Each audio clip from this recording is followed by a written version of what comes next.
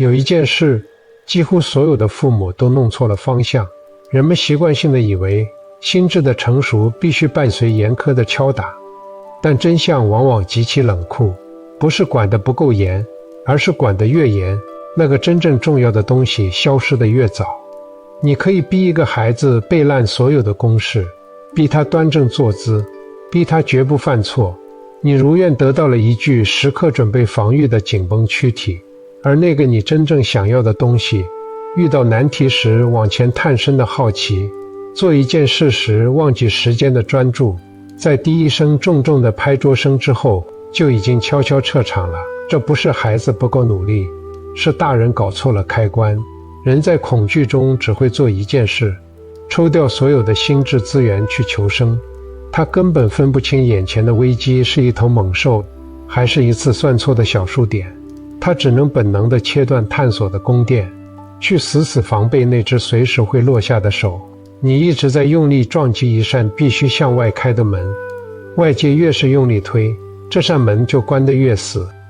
在城市边缘的一条老巷里，有一间逼仄的钟表维修店，店主老林是个沉默寡言的人。他的世界由细小的齿轮、紧绷的发条和精准到毫秒的滴答声组成。他有一个10岁的儿子，每天放学后便在这家店局促的柜台上写作业。老林对儿子的教育就像他对修表的要求一样，容不得半点偏差与失误。冷白色的荧光灯下，老林总是背着手站在儿子身后，只要儿子的笔尖稍有停顿，或是算错了一个小数点，老林的手指就会重重地敲击在桌面上。专心点，看清楚题目，怎么又错了？伴随着店里成百上千只钟表冰冷而机械的滴答声，那敲击声仿佛是某种不可违抗的命运倒计时。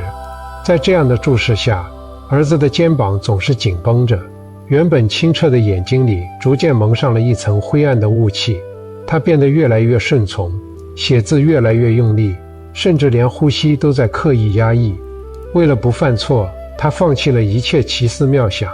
他像一台被上紧了发条的机器，按部就班地运转，却从未发出过属于自己的鲜活的声响。老林以为这种严丝合缝的规训终有一天会把儿子塑造成一个无懈可击的强者。直到一个连绵的雨夜，老林外出送货，被困在路上，店里只剩下儿子一人。突然，老旧的街区停电了，所有的钟表在黑暗中依然滴答作响，却失去了时间的刻度和压迫感。平时连大声说话都不敢的男孩，此刻却没有惊慌。他摸黑找到了角落里的手电筒，然后他做了一件老林绝对不允许的事。他打开了老林工作台底下那个装满废弃零件的纸箱，借着手电筒的光，男孩把那些散落的废弃齿轮一个个捡起来。他没有图纸，没有公式，也没有人在背后叹气，他只是把一个齿轮放进去，听黄铜咬合的声音，然后再放下一个。黑暗里只剩下钟表的滴答声和偶尔一声轻微的金属碰触金属的轻响。他的嘴角动了一下，没有人看见。当老林披着雨衣推开店门时，电力恰好恢复。他愣在门口，儿子没有因为停电而瑟瑟发抖，也没有躲在角落。他坐在工作台前，手里举着一个歪歪扭扭的机械摆件，是用废弃零件拼起来的，走得不准，结构也谈不上合理。但男孩的脸上没有一丝等待被评判的神色，那是一种老林极其陌生的表情，不是完成作业后小心翼翼的我做对了吗？而是像一个人刚刚发现自己的双手可以做到某件事，还没来得及去想这件事值不值得被夸奖。老林站在门口，一句话都没说，看着那张专注而舒展的脸。他突然试图回想，儿子上一次露出这种表情是什么时候？他想不起来了。老林在那个雨夜之前，从未觉得自己的方式有任何偏差。他的逻辑极其自洽。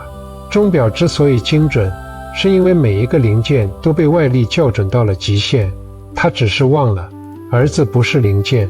看着那个在微光中自我运转的孩子，老林心底闪过的第一个念头，不是我错了，而是他怎么没有在等我回来？这才是恐惧真正的形状。大人真正害怕的，不是孩子在失控中坠落，而是他不再需要被校准。因为一旦不再需要校准，那个长期握着刻度表的人，就失去了在这段关系里全部的位置。那些严苛的施压，说穿了，只是大人的失控与恐慌穿上了一件叫做负责任的外套。在这种防备里，孩子的自我愉悦成了一种危险的信号。人们潜意识里觉得，只要停止那只敲击桌面的手，自己作为主宰者的齿轮就会即刻停转。注意看，大人在什么时候停下来？孩子做对一道题，点头，继续；算错一个小数点，停下来，眉头锁紧，开始严肃处理。大人以为自己在排雷，但在一个仰望者的世界里，这只是一次冷酷的聚焦。顺利是理所应当的透明，只有瑕疵才配获得绝对的关注。为了承载这份惊人的重量，他不得不抽干内在的生命力，去维持一具时刻准备防御的紧绷躯壳。一旦进入这种防御状态，心智的资源就会被强行重定向，他所有的精力不再用于生长，而是被悉数调配去完成一项更关乎生存的任务。扫描大人的微表情，预判批评的降临，精确计算如何才能不出错。这不是什么顺从与专注，而是一场极其损耗的自我保全。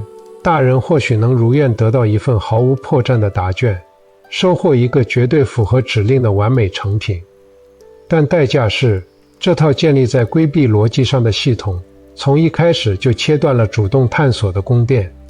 靠着对惩罚的防备，他也许能避开所有的雷区，却绝不可能凭着自己的意志向前迈出哪怕一步。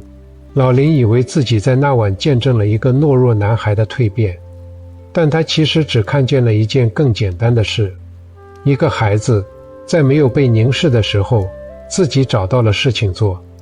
这并不是什么教育的奇迹，它只证明了一点：那个东西一直都在，不需要被给予，不需要被激发，更不需要被逼迫。它只需要一个条件，没有人在旁边皱眉头。我们对孩子的大部分焦虑都建立在同一个没被戳破的假设上，它的内部是空的。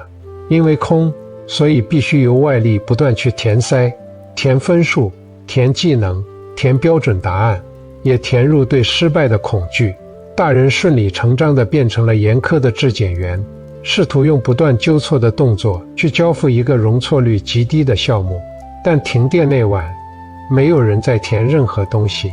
当外界的压迫与凝视被切断，预设在黑暗中不攻自破，那个被认为需要严丝合缝去塑造的男孩，只是在微光里听见了自己内部本来就存在的声音。放下那只准备纠错的手，从来不是换一种更温柔的养育策略，它意味着你终于承认自己不是在加工一件死物，而是在陪伴一个活着的生命。习惯了干预的成年人，总是急于拿起那把时刻准备修剪枝叶的锋利剪刀，却忘了关于生命最冷酷的真相：剪刀能给一棵树规定形状，但它永远给不了树任何生长的理由。有一个细节，老林在那个雨夜或许才终于察觉，他殚精竭虑培养出的那些本领，让儿子保持专注、时刻谨慎、绝不犯错的能力，在停电的那一刻全部失效了。真正接管那个夜晚的，是一个老林从未教过的东西。他一直以为自己在做园丁，其实他只是一把剪刀。老林那晚没有说你做得很好，他只是走过去，把那个歪歪扭扭的摆件从儿子手里接过来，安安静静地搁在了工作台最显眼的地方。就这一个动作，有些事不需要语言，是因为语言根本还没有它准确。后来那家逼仄的钟表店里再也没有响起过手指重重叩击桌面的声音。老林没有去研读任何全新的教育理论，也没有将自己伪装成一个绝对温和的父亲。他只是在那晚终于弄清楚了一件事：放下那只习惯了背在身后，随时准备纠错的手。不需要任何高深的哲理，也不需要强迫自己去成为一个更好的引路人。它只发生在你撤去推力、悬置评判的瞬间，被迫看清的那个真相里。你以为自己一直在苦苦校准一枚缺陷零件，但那个在黑暗中没有图纸、没有指令，自己就能将齿轮咬合转动并发出鲜活声响的东西，从来就不是零件。订阅我的频道，一步见山，见自己。